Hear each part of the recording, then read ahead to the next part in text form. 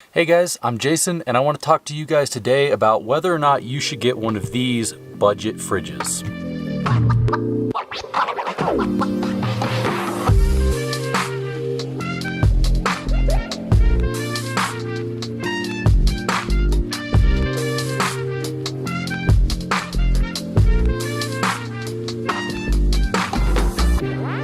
So over the years, I've had a bunch of different coolers. I've had really budget ones and I've also had very expensive ones. Every single time, I always had the same problem. After a few hours of off-roading out in the heat, I would get that sloshing and it would just drive me crazy.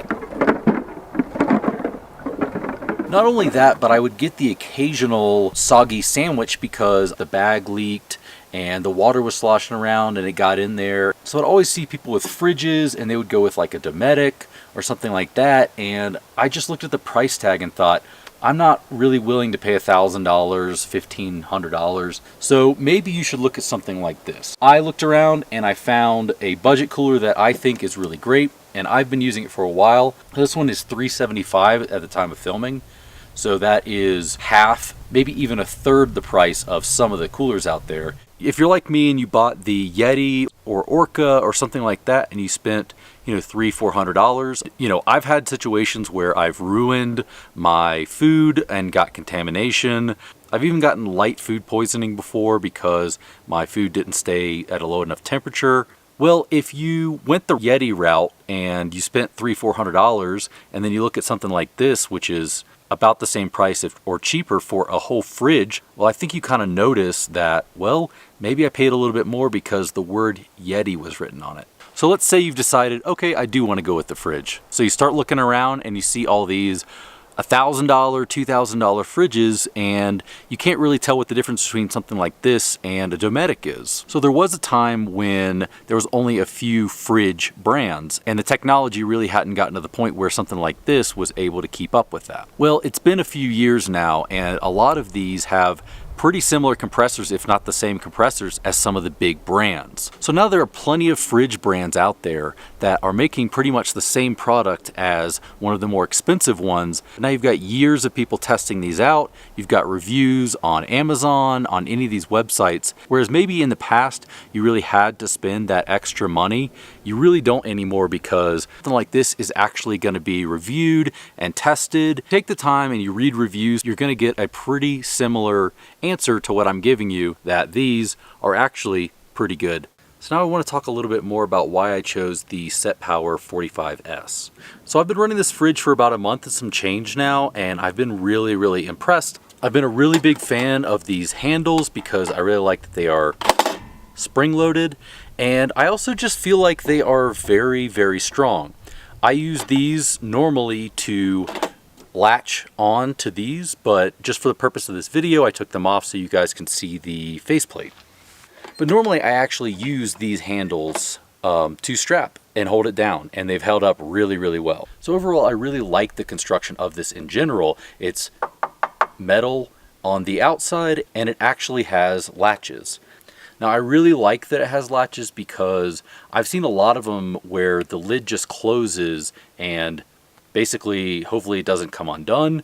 Now I know for the most part that's probably not going to happen, but I just really like that it has latches because it's just a little peace of mind. The next thing I really love about this fridge is basically what I've been talking about the whole video, that it is a budget fridge. Now this was, I believe, $375, and if you use my discount code below, you'll get it for even cheaper.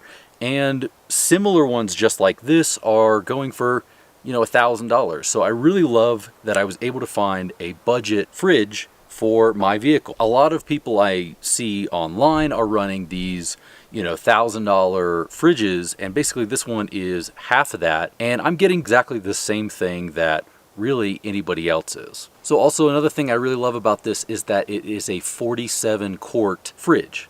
Now my old cooler was a lot smaller and took up basically the same space because of the roto molding. They kind of have to have a thicker outside to it. Because it has a compressor inside, it's able to keep it cooler without having to have as thick of walls as, like, let's say my old Yeti. So basically at 47 quarts, that's 69 cans, 37 bottles of water, or 28 bottles of wine. I don't know who in the world is carrying 28 bottles of wine with them, but if you need to, you can fit it in here. So one thing I think that a lot of overland RV people will enjoy about these fridges over a cooler is that you can actually secure these things down and add them to a slide. I can reach into a packed car and slide out the fridge so I don't have to reach all the way in just to open this back up. It can be mounted without a slide and just kind of sit in the vehicle, or it can even just sit freely like a cooler, but this is just my favorite way of setting this up. Being able to reach in and pull out my fridge, even lock it in place so it doesn't move, is very much a huge game changer. So one massive selling point about this budget fridge is that you can control the temperature. The model here can go down to 0 degrees Fahrenheit, so if you really needed to have a whole fridge of just frozen things, you could do that. So this brand SetPower also had a model with dual zones as well, and it looks really cool. However, at the time, I just didn't see a need for a freezer section. Now, a lot of budget fridges aren't going to have the dual zones, so if that's something you absolutely need, maybe check out the other model, which I may end up trying one day. But being able to kind of control the temperature and maybe setting it at like 32 for food, meat, stuff like that. Now, if you want an entire fridge of just completely frozen food, you can do that. But for me, I just thought that a regular chest style fridge was perfectly fine. So another big selling point for me is that when you get back from a trip, you can just go in there and take like a wipe and just wipe it down, and usually it's pretty clean. But just in case, I do use a disinfectant wipe because you never really know, maybe something got out, but usually you would see something like that in a fridge. Whereas on my Yeti, I would always have stuff kind of leaking around, and I would see mystery liquids from like mustard or something like that getting in, and I'll have to drain it and disinfect it. This is so much easier to clean because you don't have melted ice water mixing around with your food. So it's 9 o'clock. It didn't quite get to 100%, but it's at 99, 59 degrees. Let's check it in the morning and see how it is. 9 a.m. the next day and 74%. All right, it's been 24 hours. Running the fridge on max, and we are at 52%. So guys, like I said, you can either check out this RV45S, which is the single zone. You can either do a fridge or a freezer, or you can check out the RV45D, which is the dual zone.